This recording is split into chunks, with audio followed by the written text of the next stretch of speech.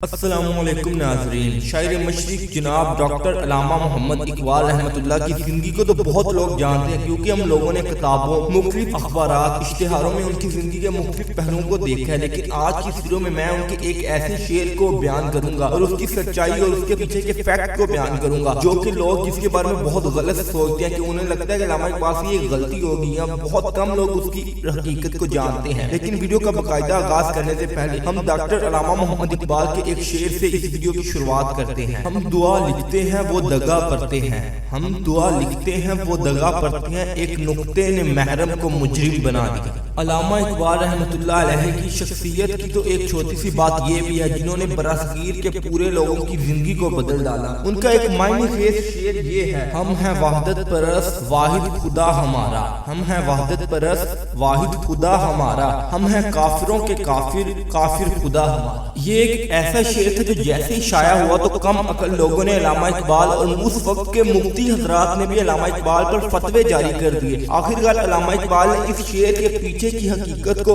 ان کم عقل لوگوں کو خود سمجھایا۔ اس شعر کا مفہوم کچھ اس طرح ہے: ہم ہیں وحدت پرست، مفہوم یہ ہے کہ ہم ایک خدا کو ماننے والے ہیں، ہم صرف ایک کی عبادت کرتے ہیں۔ واحد خدا ہمارا، ہمارا ایک ہی خدا ہے، ہم حضرت محمد صلی اللہ علیہ وآلہ وسلم کو اللہ کا آخری نبی اور خدا کو اپنا خدا مانتے ہیں، اللہ تعالیٰ سے بڑی کوئی ذات نہیں ہے، ہمارا صرف ایک خدا ہے۔ ہم ہیں کافروں کے کافر، کافر کا مطلب ہوتا ہے انکار کرنے والا، کافروں کے کافر مطلب ہر وہ شخص سے ہم انکار کرتے ہیں جو کہ اللہ کو نہیں مانتا، حضرت محمد کو آخری نبی نہیں مانتا، ہم اس سے انکار کرتے ہیں۔ کافر خدا ہمارا، اس آخری جملے پر بہت تنقید ہوتی تھی۔ اس کا مطلب مفہوم یہ ہے: کافر خدا ہمارا کہ ہمارا خدا سب سے بڑا انکار کرنے والا کافر ایک حساب سے ہے، یعنی کہ ہمارا خدا خود کہتا ہے کہ میں نے اس دنیا کو تخلیق کیا، پوری خلق میری ہے، ہر خلق کو میری عبادت کرنی چاہیے، مجھ سے بڑا کوئی اور نہیں ہے، اس دنیا کا کوئی اور خالق نہیں ہے۔ اس کا مفہوم یہ تھا جو کہ ریئل میں قرآن میں بھی ہے۔